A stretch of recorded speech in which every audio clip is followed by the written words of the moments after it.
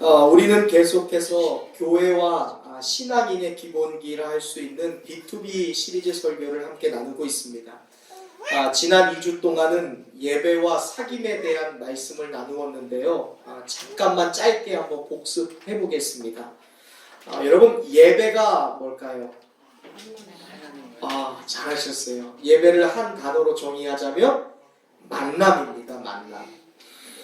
우리는 예배 시간에 이 자리에 충만히 임재한 하나님의 은혜와 진리 되신 말씀을 통하여 먼저는 하나님과 만나게 됩니다.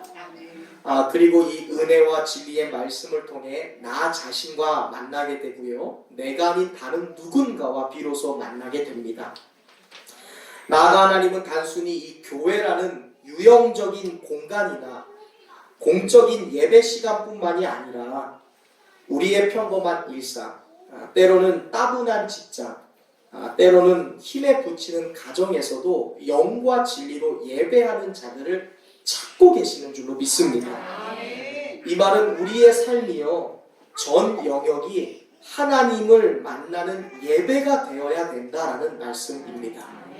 2020년 우리가 새해를 맞이하면서 우리의 매일매일의 삶을 이제 더 이상 마지못해서 산다라는 말을 이제 좀 멈추고요. 하루하루를 더 이상 내가 버텨내야 되는 시간이다라고 말하는 것이 아니라 나의 매일매일은 하나님을 만나는 시간이고 장소다라는 새로운 마음이 임하고 그렇게 고백하게 될 때 분명히 여러분과 저는 새로운 인생을 살게 될 줄로 믿습니다. 그리고 나의 삶이 매 순간 예배다, 하나님을 만나는 시간과 장소다라고 고백할 때 우리의 삶에는 반드시 새로운 부흥이 임하게 될 줄로 믿습니다. 2020년 저와 여러분의 삶의 모든 영역이 하나님을 만나는 그런 예배의 장소요 시간이 될 수 있기를 주님의 이름으로 다시 한번 축원드립니다. 옆 사람과 이렇게 한번 인사해 보겠습니다. 나는 24시간 예배자입니다. 네. 두 번째로 사귐입니다. 우리 다솜이가 오늘 너무 은혜롭게 기도를 했는데요. 제가 그 기도문을 듣고 있으면서 마음에 막 감동이 있어서 눈물을 참느라 얼마나 제가 이를 꽉 물고 있었습니다. 입술을 물면서. 하나님은 우리를 혼자서 살아가라고 만드신 것이 아니죠. 하나님은 삼위일체, 본질상 하나로 존재하시는 하나님의 형상을 따라서 인간을 만드셨습니다. 이 말은 혼자 하는 신앙은 절대로 어느 선 이상으로는 성장할 수가 없다는 거예요. 돌아보세요, 여러분. 우리의 신앙이 언제 성숙했을까요? 과연 우리가 언제 은혜를 받았습니까? 함께 할 때예요. 함께 교제하고, 함께 사귀고, 함께 이야기 나누고, 함께 서로 중보하면서 기도하고 예배할 때 우리의 신앙이 자라고요. 우리의 믿음이 확실하게 자라게 되는 것입니다. 집에서 누워서 TV로 그리고 인터넷으로 예배를 설교로 소비하는 자리에 있어서는 절대로 신앙은 성장하지 못합니다. 또한 다른 성도들과 우리가 헌신적인 교제와 교류를 하지 않고 다른 사람들과 의식적인 사귐과 교제를 시작하지 않으면 우리의 삶에서 일어나는 어떠한 어려움에도 나 혼자서 대처하기가 힘든 지경에 다다르게 됩니다. 저는 이것을 가리켜 하나님의 의도와는 달리 마귀와 혼자서 싸움하는 사람이라고 정의하고 싶어요. 절대로 승리할 수 없죠. 이겨낼 수 없는 것입니다. 결국 혼자 하는 신앙은요, 하나님이 만드시지 않은 불완전한 기독교를 믿고 따르는 신앙인을 양성하게 되는 것입니다. 우리가 서로 교제하고 서로 사귀고 또한 서로 하나 될 때 내가 너희를 통해 이루겠다라고 약속하신 하나님의 선한 일들을 혼자 신앙생활하는 사람은 절대로 이루지 못하게 돼요. 하나님을 사랑하고 또한 자신을 사랑하듯 이웃을 사랑하는 것, 그리고 그 사랑을 통하여 믿음이 강한 자와 믿음이 약한 자가 함께 있지만 하나가 되는 것, 그 사랑을 통해 많이 가진 자와 적게 가진 자가 함께 하나가 되는 것, 많이 배운 사람과 적게 배운 사람이 하나가 되는 것, 몸이 건강한 사람과 몸이 아픈 사람이 하나가 되는 것, 이런 모든 것들이 하나님의 사랑 안에 함께 교제하고 예배하며 사랑으로 기도하고 나의 성별, 나의 관심도와 상관없이 우리가 서로 사귀는 역사가 일어날 때 우리는 마귀와 맞서 싸워 승리할 수 있게 되고요. 서로를 손잡고 일으켜 세워줄 수 있고 힘들면 땡겨주고 뒤에서 밀어주는 하나님과 세상 앞에 선한 일들을 우리는 분명히 만들어낼 수 있을 줄로 믿습니다. 이 시간 우리 옆에 있는 분들과 다시 한번 이렇게 인사해 보겠습니다. 세상이 당신을 속일지라도 나는 당신의 편에 있겠습니다.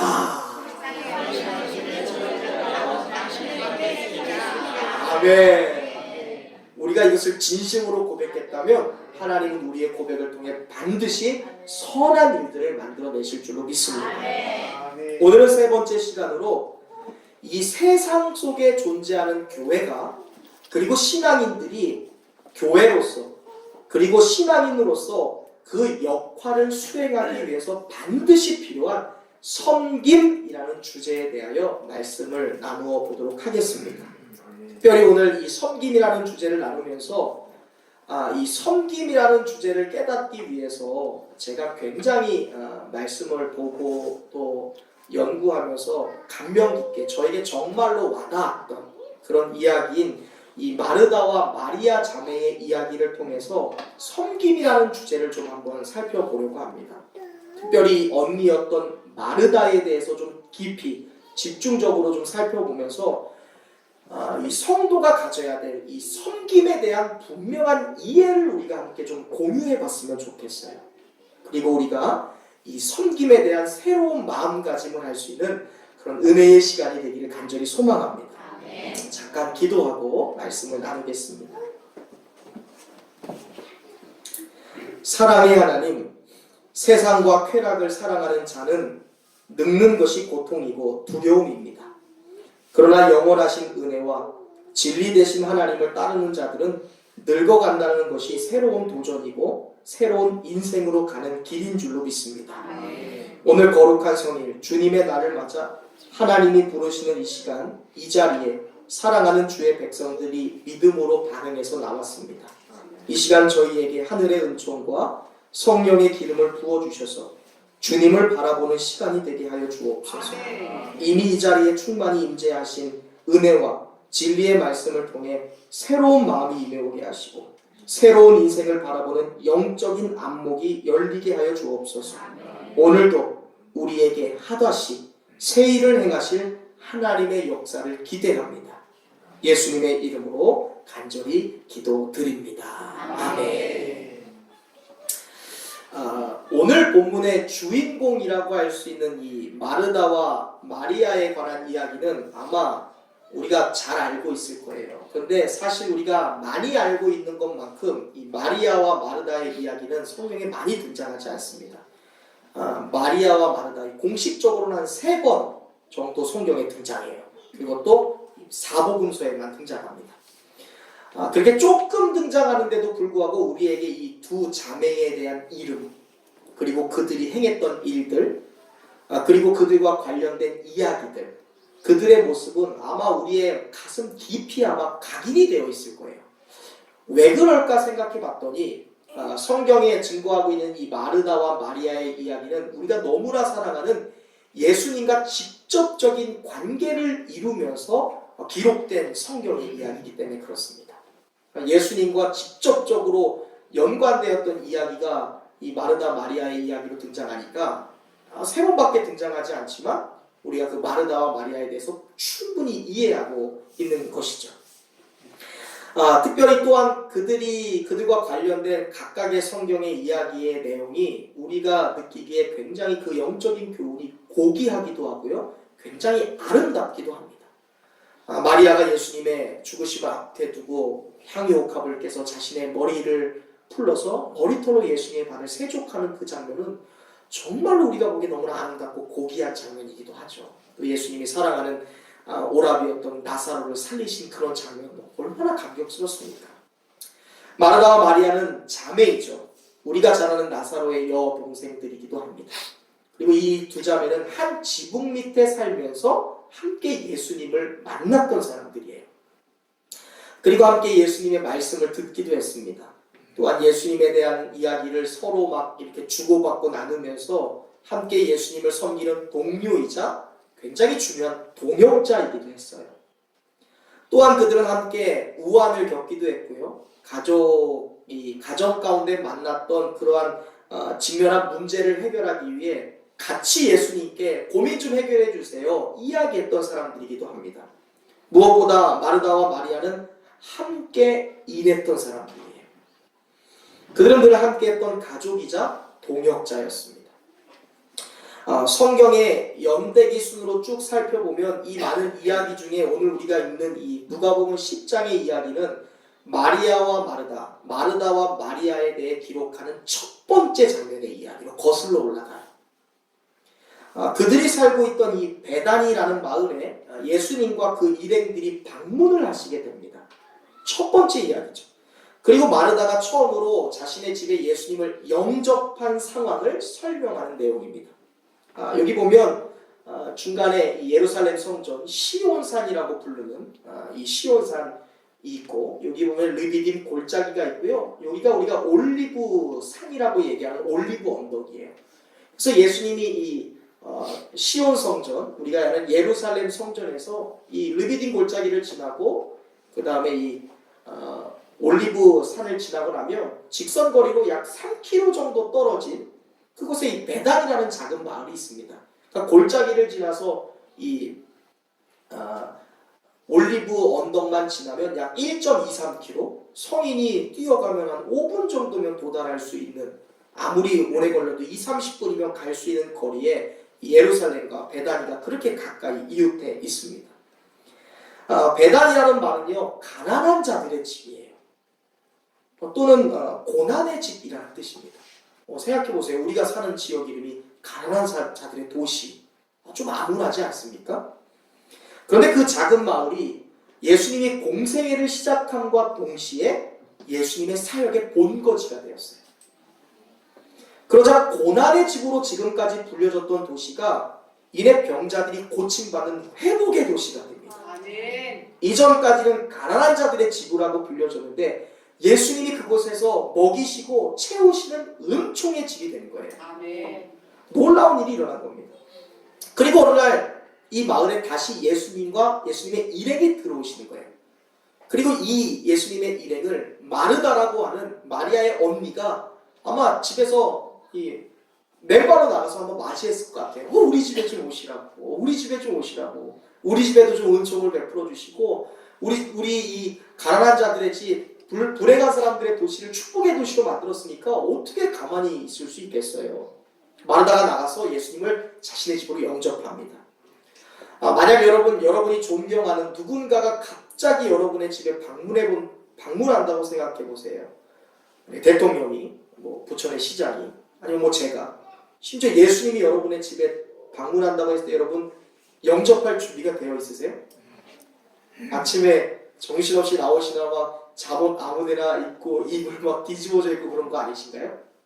아마 우리가 중요한 분이 우리 집에 온다면 내가 무엇을 할까라는 생각을 해보게 될 거예요. 뭐부터 해야지? 음식을 준비해야 되나? 씻을 물을 준비해야 되나? 편하게 있을 공간과 차를 내드려야 되나? 고민이 많을 거 아니에요? 마르다도 그 고민을 분명히 했을 것입니다. 막상 근데 접대를 하려고 예수님을 초청했어요. 집으로 모셨는데 어느 순간이 돼서 손이 딸려 죽을 지경이 되었습니다. 그럴 때 생각나는 건 가족이죠. 가진 거라곤 피부치라고 자기 동생을 봤는데 동생이 도와주기는커녕 예수님의 발치에 앉아서 예수님의 말만 그냥 듣고 있는 거예요. 눈치를 줘도 챙기질 못해서 막 이러고 박수를 쳐도 그냥 예수님과 대화만 하지 자기에게 눈길을 안 주는 거예요.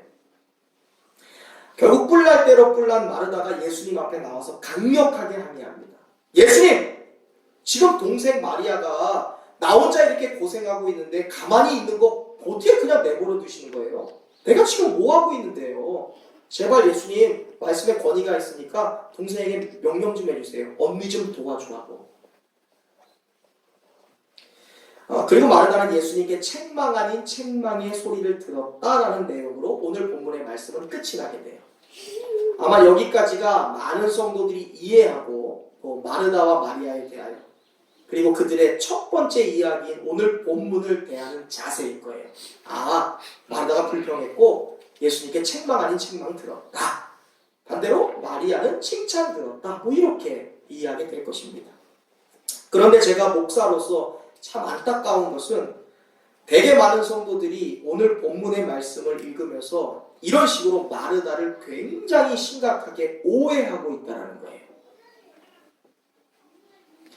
우리말인 한글은 사실 전 세계 언어 중에 수준이 굉장히 높은 언어예요. 우리나라 사람들은 이 한글을 사용하면서 점 하나, 부호, 기호, 그 다음에 뭐 글의 길이, 뭐 글의 뭐 어떤 억양 이런 뉘앙스만 가지고도 이 사람이 무엇을 나타내고 어떤 의미로 썼는지를 우리는 눈치챌 수 있어요. 점 하나 찍으면 기분이 나쁜가 보다. 물결하면 좀 기분이 좋은가 보다. 하트 하나 달면 기분이 짱 좋은가 보다. 뭐 이렇게 여러분 예감할 수 있죠. 우리의 언어가 그렇게 뛰어납니다. 그렇게 글을 통해 뉘앙스라는 것을 느낄 수 있어요. 그러다 보니까 우리가 이 한글로 번역된 성경을 보면 오늘 본문의 말씀을 읽을 때 그 문맥이라는 것을 느끼게 되잖아요. 뉘앙스. 그러다 보니까 예수님께서 동생 마리아는 칭찬하고 언니 마르다는 마치 책망하는 듯한 뉘앙스로 오늘 본문을 대하는 경우가 많아요. 근데 제가 결론부터 말씀드리자면 이거 사실 오해하고 있는 거예요. 아주 심각하게. 예수님은 지금 마르다를 막 심하게 호되게 책망하는 게 아니에요. 이 이야기를 좀 우리가 뒤에서 자세히 좀 살펴보겠습니다. 결국 우리는 마르다를 쉽게 평가하는 오류를 범하게 돼요. 결국 우리는 마르다는 시기심을 가진 사람이고 믿음 없는 세속적인 마음을 가진 사람이었다라는 오해하는 단계까지 나아가게 됩니다. 그런데 이게 사실 우리만의 생각은 아니에요. 제가 지금부터 몇 가지 그림을 보여드릴 테니까 한번 좀 보세요. 여기 지금 처음 보시는 그림이요. 후기 16, 7세기 르네상스 시대에 굉장히 유명했던 화가였던 베네치아의 거장인 이 틴토레토라는 화가가 그린 그림이에요. 제목이 마르다와 마리아 집을 방문한 그리스도. 여기에 보면 이 마르다가 굉장히 불평스러운 모습으로 지금 예수님은 안중에 없고 손가락질 보이세요 지금? 예수님 앞에서 지금 예수님의 말씀을 듣고 있는 마리아를 향해 어떻게 하고 있어요? 너 지금 뭐 하는 거야? 느껴지세요? 이게 지금 우리보다 시대가 400년, 500년 앞선 시대에 마르다와 마리아를 이해하고 있는 사람들의 표현이에요. 마르다가 이렇게 지금 예수님 앞에 와서 마르다의 면전에 손가락질하면서 너 지금 뭐 하는 거야? 이렇게 지금 화를 표출한 사람으로서 비춰지고 있습니다. 두 번째 그림을 또 볼게요. 이 그림은 17세기 바르크 시대에 스페인의 거장으로 불려졌던 이 벨라스케스라는 화가의 그림이에요. 여기에도 보면 여기 지금 표정 보이세요? 진짜 사실적으로 그리지 않았습니까? 이경 지사님 한번 이 표정 한번 따라해 보세요. 저는 겁나서 옆에 못 갈 것 같아요. 지금 굉장히 불평스러운 모습으로 이 절구를 찍고 있는 마르다의 모습을 지금 그려놓고 있어요. 심지어 16세기에 이탈리아 출신의 화가였던 이 카라바조라는 화가가 있는데요. 카라바조라는 화가는 당시 16세기에 로마의 매춘부를 그려놨습니다. 그리고 그 매춘부가 지금 세속적인 것으로 옆에 있는 마리아를 꼬시고 있는 장면을 그려놓은 거예요. 그러니까 이 마르다라는 사람을 이 지금 카라바조는 이탈리아의 매춘부가 마치 세속적인 뭐 갖고 와서 마리아를 꼬시고 있는 장면으로서 매춘부처럼 그려놓고 있어요. 우리만 마르다를 오해하는 게 아니에요, 사실. 그런데 반대로 마리아는요, 오랜 시간 동안 기독교 사파나 화가들 사이에서 그리고 크리스찬들 사이에서 중요한 일이 뭔지 아는 사람, 때로는 부수적인 일은 포기할 줄 아는 사람, 존경하는 사람을 위해서는 자기의 가장 중요한 것도 아낌없이 바칠 줄 아는 사람, 그리고 사소한 것에 절대로 마음을 빼앗기지 않은 믿음의 여인으로 그려졌어요. 보세요. 언니는 지금 와갖고 예수님을 향해서 막 표정하고 있는데 어때요? 마리아가 예수님을 향해서 집중하고 있는 모습. 어떠한 순간에도, 언니가 집에서 접시를 깨던 후라이팬에 기름을 뒤집던 소리를 꽥꽥 지르던 예수님을 향한 집중을 잃지 않은 믿음의 여인으로 시대적으로 이해가 되었다는 거예요. 우리만 그런 게 아니에요. 과연 이들의 그림이 어디서 영향을 받을 것일까? 우리가 오늘 본문 말씀을 보고 단순히 이 한국말에서 느껴지는 뉘앙스로만 그냥 마리아와 마르다를 오해하는 것일까? 과연 우리가 그동안 대한민국의 많은 재단에서 흘러나오는 말씀들을 통해 마리아와 마르다를 극단적으로 딱 나눠놓고 마리아는 예수님께 칭찬받은 사람, 마르다는 이것에서 완전히 실패하고 예수님께 책망받은 사람으로 우리가 극단적으로 오해하는 것은 아닐까라는 생각을 해보게 돼요. 분명합니다. 이들의 그림이 영향받은 것, 그리고 우리의 그런 오해가 영향받은 것은 사실 종교 개혁자들 때문부터 시작되었어요. 종교 개혁자들은 율법과 복음을 완벽하게 나눠버렸습니다. 다른 말로는 행위를 통한 구원과 믿음을 통한 구원을 완벽하게 나누고 업적을 통한 업적을 통한 의인과 믿음을 통한 의인을 완벽하게 대립을 시켰어요. 그러면서 지금까지 우리에게도 마리아와 마리다를 이 대립적인 인간상으로 우리에게 교육을 시키는 거예요. 주입식 교육하는 거예요. 우리가 업적을 통해서 의인이 되는 것이 아니라 믿음을 통해서 가는 것이다. 우리가 행위를 통한 구원이 아니라 오직 믿음을 통한 구원이다. 이렇게 딱딱 나누는 그런 규정을 하다 보니까 마리아와 마르다, 때로는 예수님을 끝까지 따랐던 요한, 예수님을 배반했던 베드로, 이렇게 선을 그어놓고 성경을 보게 되는 거예요. 그런 시각을 우리에게 전달하게 된 것입니다. 결국 우리는 마르다는 활동적인 봉사의 삶을 살았던 사람이고, 반면에 마리아는 명상적이고 굉장히 고차원적인 영성의 삶을 살았던 사람이다라고 오해하게 만들어요. 결국 이 오해는요, 우리로 하여금 예수님은 활동이 아니라 기도만 좋아하시고, 예수님은 봉사가 아닌 영성을 더 소중하게 여기는 분이다, 극단적으로 예수님을 오해하게 만듭니다. 그래서 그건 아니야, 이게 맞아. 그걸 하면 안 돼, 이게 맞아. 우리가 교회 생활하고 신앙 생활하면서 자꾸 그렇게 극단적으로 뭔가를 나누게 만드는 거예요. 정말 그럴까? 만약 우리가 주님의 말씀을 그렇게 생각한다면 우리는 주님의 의도를 철저히 오해하게 되는 거예요. 본문 말씀의 핵심은 전혀 다른 곳에 있습니다, 여러분. 우리는 마리아는 좀 둘째치고 이 마르다에 대해서 절대로 쉽게 판단해서는 안 돼요. 우리가 마르다를 좀 오해하지 않기 위해서 마르다가 어떤 사람인지를 먼저 살펴보겠습니다. 우리는 먼저 예수님이 이 마르다의 모습을 결코 꾸짖거나 탓하지 않으셨다라는 점에서 시작해야 돼요. 예수님이 탓하지 않으셨어요. 예수님이 마리아를 향해서, 마르다를 향해서 너 왜 그래 하면서 혼낸 것이 아니다라는 점에서 시작해야 돼요. 마르다는 당시 유대 사회에서 여인에게 기대됐던 모든 일들을 훌륭하고 탁월하고 그것도 모범적으로 행했던 여인이에요. 칭찬받아야 돼요. 특별히 오늘날 교회에서, 가정에서 마르다와 같은 여인상은 너무나 중요한 사람입니다. 오늘 본문 38절에서 저자인 누가는 예수님을 영접한 한 여인에 대해 소개할 때 그녀의 이름을 마르다라고 소개하고 있어요. 마르다라는 이름은요, 여주인이라는 뜻이에요. 여주인. 그 이름의 뜻에 맞게 자신의 마을인 베다니에 예수님과 그 일행이 들어오자 자신이 여주인으로 있는 집에 예수님을 초대했어요. 굉장한 행동파의 여성입니다. 아무도 하지 않은 일을 자기가 한 거예요. 여기서 이 영접했다는 말이 있는데 헬라어는 휘포데코마이라는 말이에요. 한번 따라해 보시겠어요? 휘포데코마이. 이 말은요, 단순히 음식 먹고 호의를 베풀기 위해서 집으로 초대했다, 환영했다는 말이 아니에요. 우리가 38절에서 예수님이 베다니에 들어오니까 예수님을 영접하고 39절은 마르다랑 상관없으니까 뚝 건너뛰고 40절을 해서 예수님을 집에 모시자마자 음식 준비하느라 정신이 없었고 난리 부르스를 지금 펼치고 있구나라고 생각하면 안 돼요. 그러니까 오해하는 거예요. 신약 성경은요, 이 영접, 휘포데코마라는 단어가 예수님의 뜻을 따르고 예수님의 제자가 된다라는 뜻으로 사용되었어요. 그러니까 영접이 목사님 집에 밥 좀 드시러 오세요. 목사님 제가 뭐 맛있는 것 좀 해놓을게요. 그런 단어로 쓰인 게 아니에요. 신약 성경에서는.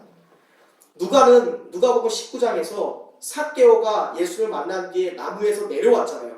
그리고 자신의 집으로 영접하면서 예수님을 따르기로 결정했다라고 얘기하지 않습니까? 그때 그 단어로 휘포데코마이라는 단어를 썼어요. 예수님을 따르기로 결정한 삭개오. 사도 바울은요, 야고보서 2장에서 기생 라합이 이스라엘의 정탐꾼이 그 여리고성에 들어왔을 때 자기가 믿는 신이 아닌 이스라엘의 여호와 하나님을 믿고 따르기로 결정했다라는 고백으로서 바울 사도는 이 영접이라는 단어를 썼어요. 이 말은 예수님이 베단이라는 마을에 들어왔을 때 마르다가 예수님을 영접한 것은 밥 드시러 오세요, 제가 음식 차려드리세요 라는 게 아니에요. 내가 예수님을 따르길 원합니다. 내가 예수님의 제자가 되길 원합니다.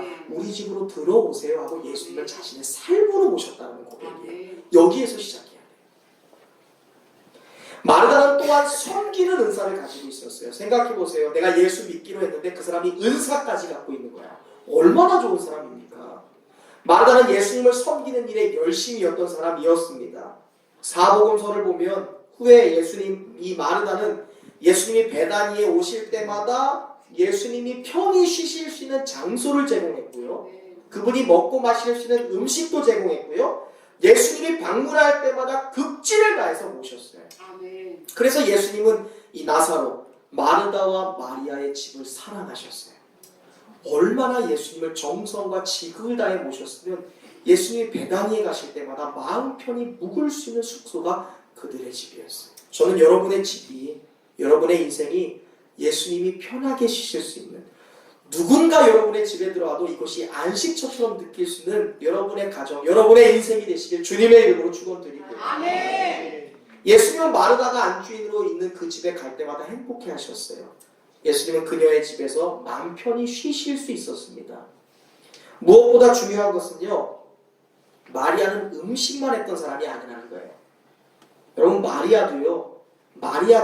마르다도 마리아처럼 선생님 대신 예수님께 배웠던 사람이라는 사실을 우리가 분명히 알아야 돼요. 마르다가 가만히 앉아서 음식만 하는 사람이 아니에요. 아니, 예수님께 배운 적도 없는데 그분에게 음식을 하고 싶다는 마음이 어디서 들었겠어요? 그분에게 배웠고, 그분에게 교훈을 들었고, 그분에게 감동했으니까, 마음이 있으니까 섬기는 거예요. 아멘. 우리가 본문에서 관가하지 말아야 될 본문 절기가 있는데 그것이 바로 39절의 말씀이에요. 39절의 말씀은요, 이런 말씀이 있죠. 그에게 마리아라 하는 동생이 있어 라는 단어로 시작해요.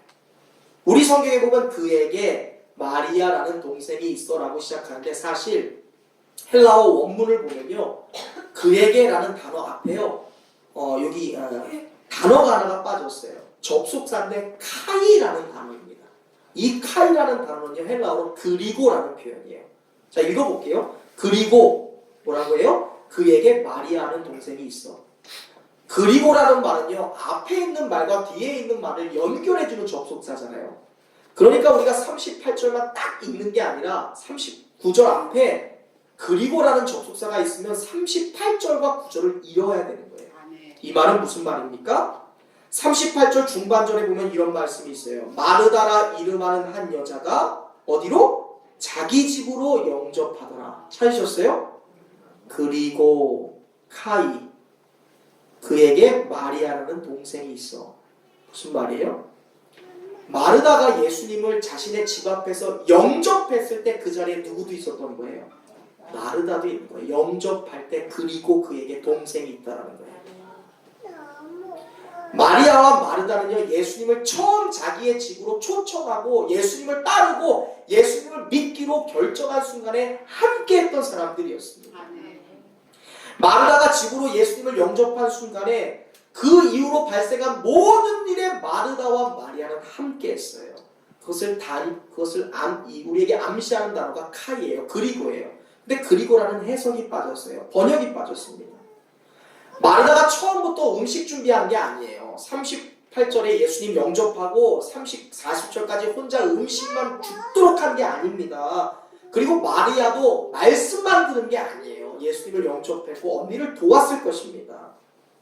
물론 마르다도 예수님의 말씀을 함께 들었어요. 예수님을 자신의 집으로 영접합니다. 함께 예수님의 말씀을 들었어요. 감동을 받았습니다. 그 순간 그들은 함께였어요. 그리고 함께였습니다. 그런데 어느 순간에 이 마르다 언니의 마음에 한 가지 생각이 들었어요. 무슨 생각인 거 아니? 예수님을 특별히 대접하고 싶다는 생각이에요. 그리고 예수님을 위해서 자기가 할 수 있는 대로 성대한 잔치, 식사를 좀 차려드려야겠다. 오늘 우리가 다뤄야 될 섬김이라는 DNA의 코드가 작동하기 시작합니다. 섬김은 아무나 할 수 없어요. 은혜 받은 사람이 섬기는 거예요. 아멘. 네, 도전 받은 사람이 섬기는 거예요. 아멘. 밖에 있는 사람한테 교회 좀 섬기세요 하면 섬깁니까? 절대 못해요. 은혜 받은 사람, 은혜와 진리를 통해 하나님을 만난 사람이 섬기는 거예요. 아멘. 작은 일이더라도. 청소할 수 있어요? 아무나 못해요. 화장실 청소 매주 할 수 있습니까? 아무나 못합니다. 음식 봉사 매주 못해요. 은혜 받은 사람이에요. 도전 받은 사람이 하는 거예요. 마르다는 이 감동이 있었어요.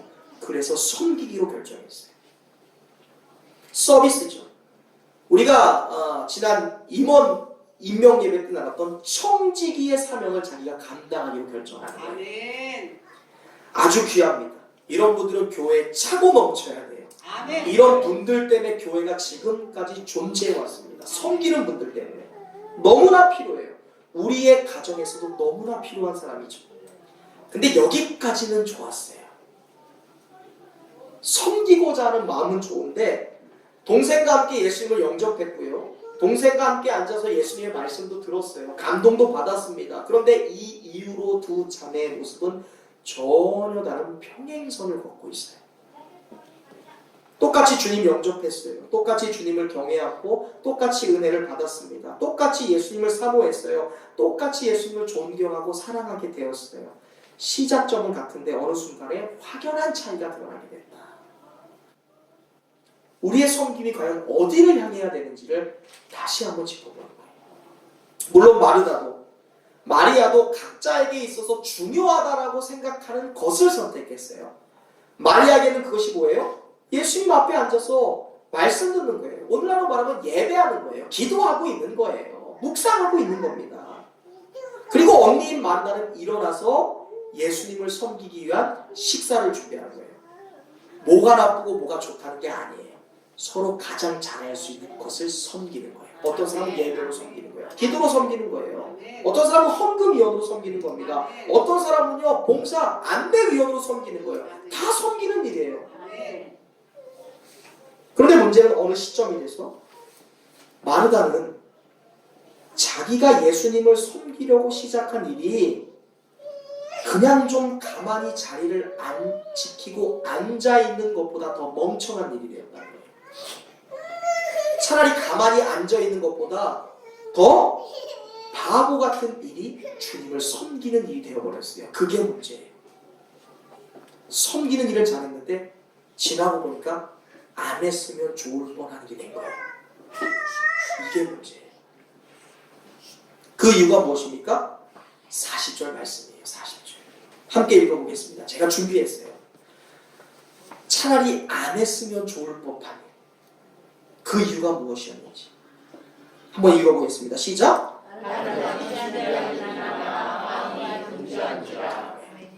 지금 마르다가 자기가 할 수 있는 섬김의 생각을 시작한 거예요. 너무 잘한 거예요. 근데 어느 순간에 보니까 그냥 앉아있는 게 더 나을 뻔했어. 그 이유가 뭐예요? 준비하는 일이 많아 마음이 분주해졌어요. 자, 잘 보세요. 우리가 어떻게 섬겨야 되는지를 얘기하는 거예요. 여기서 준비하는 일이라고 번역되는데 이 말은 헬라어로 디아코니아라는 말이에요. 섬김 봉사입니다. 봉사. 우리가 나눠야 될 섬김이라는 기본기예요. 봉사를 하는데 많다라는 단어가 있어요. 폴리스페리라는 말이에요. 큰 거예요. 큰 거예요. 섬기는 봉사하는 일이 커요. 커. 마르다는 하려는 일이 너무나 많았습니다. 그래서 마음이 분주해졌어요. 분주하다는 말은요. 헬라어로 페리스파오라는 말입니다. 딸려가다. 끌려가다라는 거예요. 우리가 섬기려고 하는데 섬기려고 하는 그 주제보다 우리의 마음을 더 강력하게 끌고 가는 일이 있어요. 주님을 위해 섬기기 위해서 좋게 시작한 일인데 우리 마음을 딸려가게 하는 일 때문에 차라리 안 했으면 좋을 법한 상황이 되어버린 겁니다. 그걸 놓쳐버렸어 마르다. 마르다는 자기가 만들어낸 여러 가지 일이 있었어요. 그게 생각일 수도 있고요, 우리의 주장일 수도 있고요, 내 말일 수도 있다는 거예요. 내 행동일 수도 있습니다. 섬기는 일 앞에서 자기가 만들어낸 일이 많아요. 그래서 그것 때문에 마음이 끌려갔어요. 오늘날로 말하면 마음이 상한 거예요. 마음이 딸려갔습니다. 우리에게 한번 이것을 적용해 볼게요. 우리가 하나님을 디아코니아 섬기는 일에 대해서 우리가 마음을 빼앗길 때가 있어요. 그게 뭘까요? 저도 마리아와 같을 때가 있었어요. 내 생각이에요, 생각. 내 계획, 내 판단, 내 의지, 내 일, 내가 계획했던 내 일. 이것이 주님을 위해 시작했던 섬김을 완전 망가뜨리는, 실패해버리는, 그 중심을 놓쳐버리는 일이 될 때가 너무나 많아요. 우리가 섬길 때 왜 마음이 상합니까? 내 계획이 들어갈 때 그래요. 내 생각, 내 판단, 내 의지. 그리고 문제는 이것이 말로서 나와요. 이거 아닌데? 이거 왜 해야 되지? 이걸 내가 해야 돼? 지금 마르다가 그걸 놓쳤어요. 중심을 놓친 거예요, 중심. 내 판단이 많아요. 섬기는 좋은 일을 시작했는데 내 계획이 많고 내 의지, 내 말이 많다 보니까 그 생각에 이리저리 끌려다니다가 딸려가게 되는 거예요. 이어서 41절 말씀을 읽어볼게요. 읽어보겠습니다. 시작. 예수께서 나와 이르되 주여 내 동생이 생각하지 아니하시니까 그를 명하사 나를 도와주라 하소서. 여기 보니까 말까지 그 생각이 전염되죠. 제가 하나를 좀 빼뜨렸어요. 41절의 말씀인데요. 41절 말씀 우리 한번 찾아서 읽어보겠습니다. 41절 말씀입니다. 한번 읽어보겠습니다. 시작. 주께서 대답하여 이르시되 마르다야 마르다야 네가 많은 일로 염려하고 근심하나. 여러분 이 말씀을 읽을 때 예수님이 마르다를 지금 책망하는 게 아니라는 걸 느낄 수 있는 뉘앙스가 여기 있어요. 마르다를 2번 부르고 있어요. 마르다야 마르다야 이거예요. 마르다야 이게 아니에요. 우리가 예수님을 혼내는 게 아니에요. 예수님은 지금 마음에 감동을 받고 은혜를 받고서 섬기기로 결정한 제자들을 섬기고 예수님을 너무나 사랑해서 예수님을 위해서 무언가 하고 싶었던 그 행동하고 있는 마르다를 향해 그런 말씀을 해요. 네가 많은 일로 지금 염려하고 근심하게 되었구나. 안타까운 거예요. 여기서 염려하다는 말은요, 헬라어로 메린 나옵니다. 괴로워하다는 거예요. 왜 괴로워해? 나를 위해 섬기기로 시작한 일 때문에 왜 괴로워하고 있어?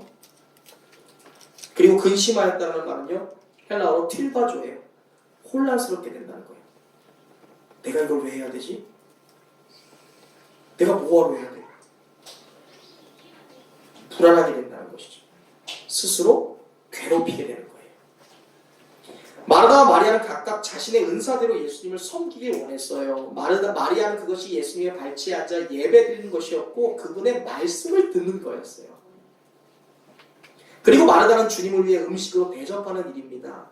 그런데 마르다는 어느 순간에요, 자신의 마음속에 든 생각들, 많은 계획들, 많은 목표들, 많은 의지들, 많은 판단, 그리고 무엇보다 많은 말 때문에 음식을 준비하면서 심히 분주하게 되었고 심히 불안하게 되었고 근심하고 혼란스럽게 된 거예요. 섬기는 사람이 절대로 놓치지 말아야 될 중심을 놓쳐버린 거예요.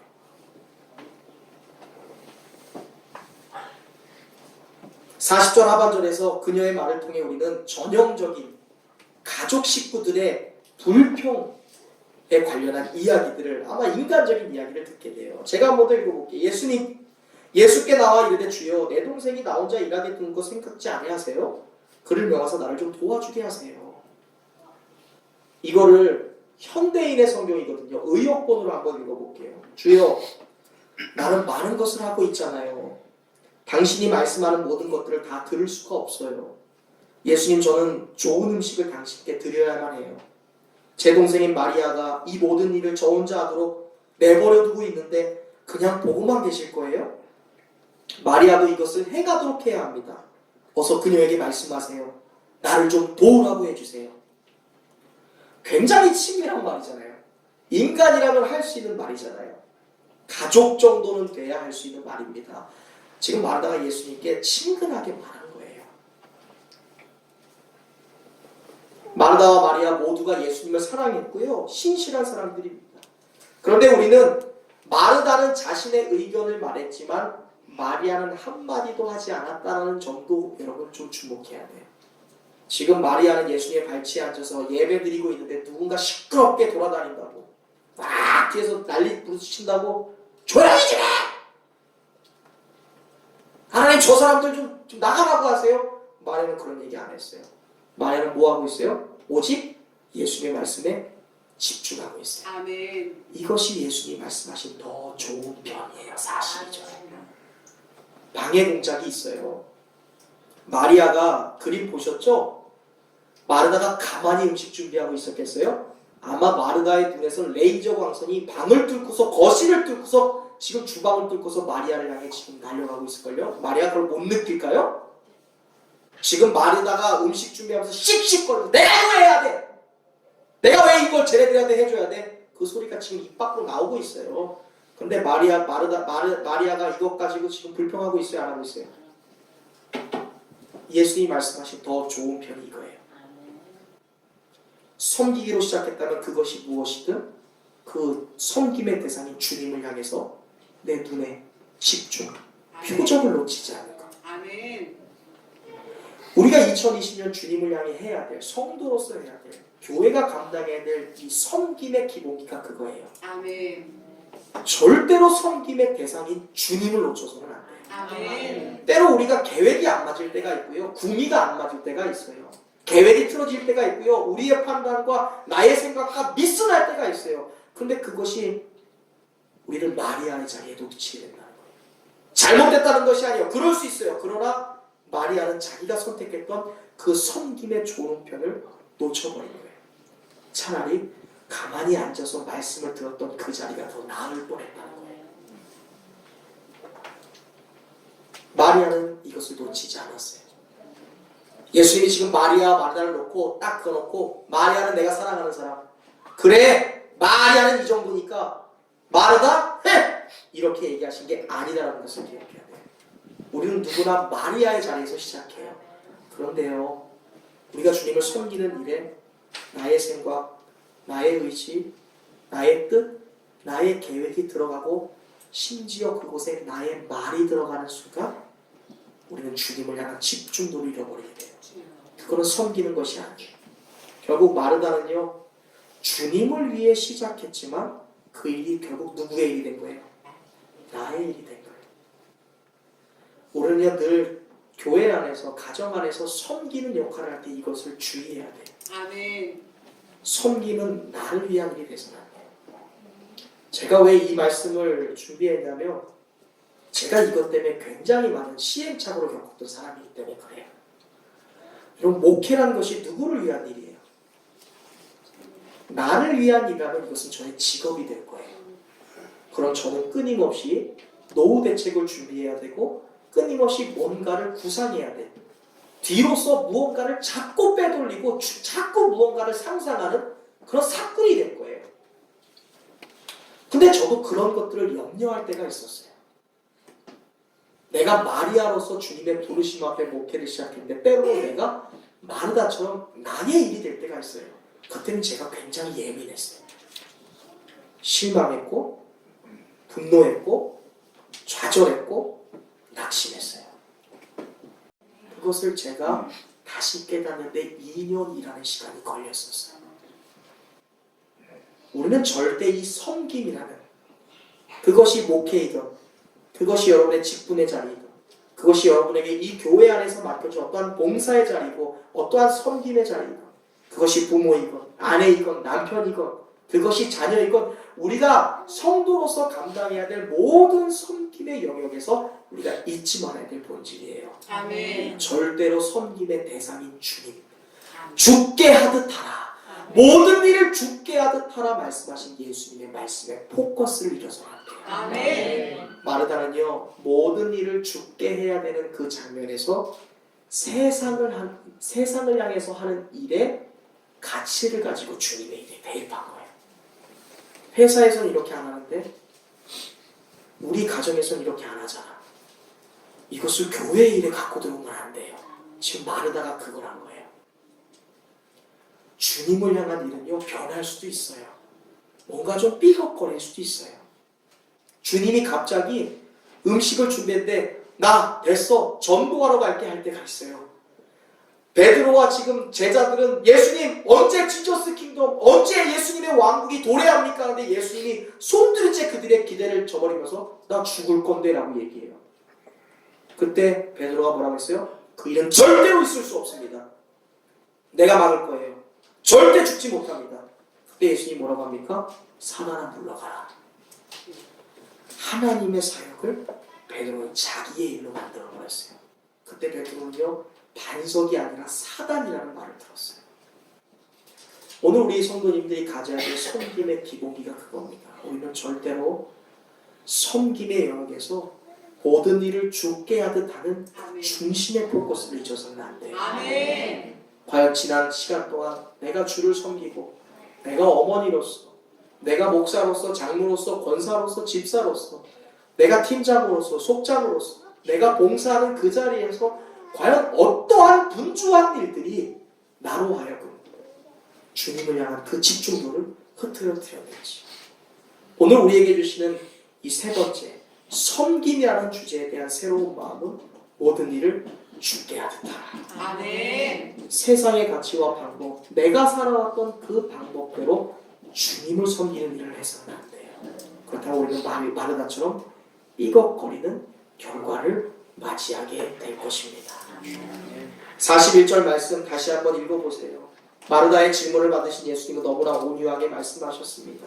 분명한 것은 마르다에게 예수님이 말씀하신 것은 우리가 오해할 만한 책망이 아니었다라는 거예요.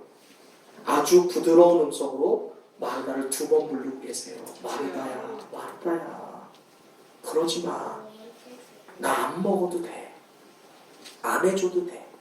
내가 원하는 것은 네가 섬기려고 했던 그 뜨거운 사랑의 마음, 그 처음의 마음을 네가 좀 놓치지 않은 거야. 42절, 너의 동생 마리아를 보겠니? 네가 봤을 때는 뭔가 부족한 것 같고, 네가 봤을 때는 너와 다른 섬김의 사역을 하는 것 같아서 너는 혼자 일하고 걔는 일을 안 하는 것 같지. 그러나 걔는 걔 나름대로 나를 섬기고 있는 거야. 마르다의 마음의 흥분을 가라앉혀주고 계세요. 그리고 진리를 가르치는 데 사용하십니다. 마르다야, 마르다야, 42절입니다. 몇 가지만 하든지 정말로 필요한 것은 한 가지다.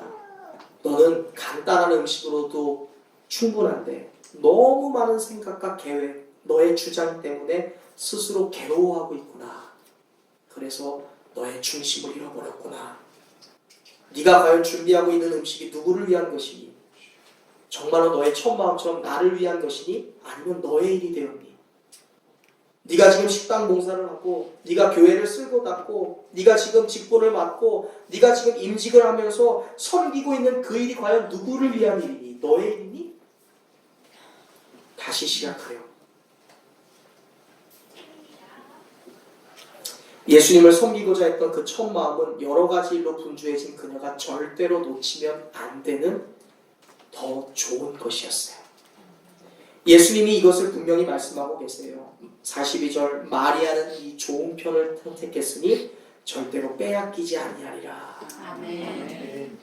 언니의 따가운 시선에도, 그 불평 어린 말에도 마리아가 더 좋은 편을 선택했다는 것이 아니라 그가 주님을 말씀하고 듣고 주님 앞에서 주님과 함께하는 것으로 자기가 섬기기로 결정했던 그 섬기의 마음이 변동하지 않았다는 거예요.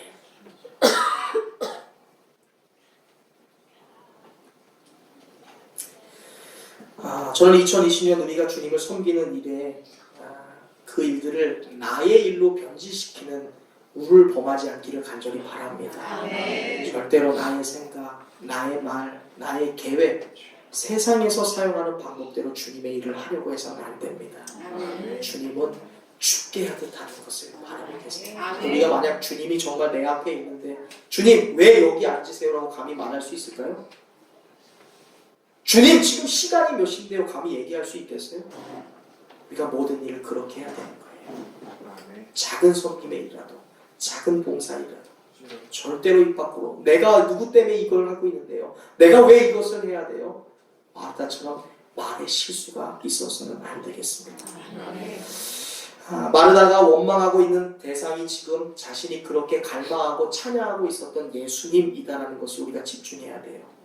결국 우리가 주님을 위한 섬김의 일에 나의 방법과 나의 계획이 들어가게 되면 결국 그 불평은 우리가 그렇게 소중하게 여기고 존경하는 예수님을 향해서 대적하는 일이 된다는 거예요. 나를 왜 이 일을 시키셨나요? 왜 나를 이 직분을 맡기셨나요? 그래서는 안 되는 것이지. 마르다는 몇 가지 꼭 필요한 것만 준비해도 됐습니다. 당장 필요한 몇 가지만 하고 그녀가 진정으로 원하는 예수님 곁에서 말씀을 들을 수 있었습니다.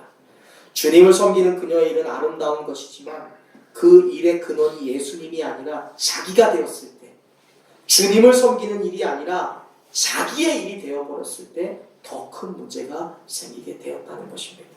사랑하는 여러분, 우리는 오늘날 너무나 많은 일들을 하면서 살아가고 있습니다. 과연 하는 일이 너무나 많아서 이게 주님을 위한 일인지 나를 위한 일인지 가정을 위한 일인지 너무나 많은 일을 하니까 그것이 분별하지 못하는 상황까지 우리가 이뤄지게 되었습니다. 무엇이 나를 위한 일이고 무엇이 주님에 의한 일인지 분별할 수 없을 정도로 너무나 정신없는 삶을 우리가 살아가고 있습니다. 오늘 우리는요 마르다처럼 너무 복잡해진 우리의 삶을 조금 심플하게 바꿀 필요가 있어요. 너무나 많은 생각과 계획을 좀 내려놔야 되고요. 너무나 많은 말들을 내려놓아야 될 때가 됐습니다. 과연 복잡한 나의 삶 때문에 내가 주님을 원망하고 있진 않았는지, 나의 삶에서 일어나는 나의 스트레스의 문제로 주님을 섬기는 일에 그것을 나의 일로 변질시켜서 그것에 폭발하고 있지는 않았는지, 주님이 내게 주신 사명이 있고 베풀어 주신 축복이 있는데 내가 복잡한 일 때문에 그것을 망각하며 살지는 않았는지, 우리의 삶의 시간표를 쫙 펼쳐서 이것이 나를 향한 일인지 주님을 향한 일인지를 분명히 계산할 수 있는 지혜가 있기를 간절히 바랍니다. 하나님은 우리의 섬김을 통해 하나님의 역사를 이루어 가시는 분이에요. 섬김이 왜 아름다운지 아세요? 감히 피조물인 우리 인간이 섬김이라는 통로를 통해 하나님의 일에 동참하게 돼요. 우리가 감히 하나님의 동역자가 될 수 있는 거예요. 섬김이라는 것을 통해. 이 섬김은 주님을 위한 일로 시작했다면 주님을 위한 일로 진행하고 주님을 위한 일로 마치어져야 되는 것입니다. 2020년 우리에게 펼쳐진 교회의 기본기, 신앙인의 기본기, 이 섬김을 생각하면서 마르다가 단순히 너무나 잘못됐다는 것이 아니라 안타깝게 놓쳐버렸던 그 마르다의 중심을 우리는 절대로 놓치지 않는, 어떠한 순간에도 섬김의 자리에서 주님을 바라보는 그 시선을 잃지 않는 저와 여러분이 되시길 주님의 이름으로 축원드립니다. 그때요 우리의 삶은요 열매 맺게 될 줄로 믿습니다. 우리 교회와 가정, 여러분의 직장, 그리고 우리가 속한 모든 부서와 각 선교회, 우리의 각 팀은요 아름다운 결실, 주님이 보시기에 아름다운 일들을 행하는 공동체가 될 줄로 믿습니다. 2020년 섬김의 삶 앞에 늘 주님이라는, 죽게 하듯이라는 우선순위를 놓치지 않는 저와 여러분이 되시기를 주님의 이름으로 축원드립니다. 기도하겠습니다.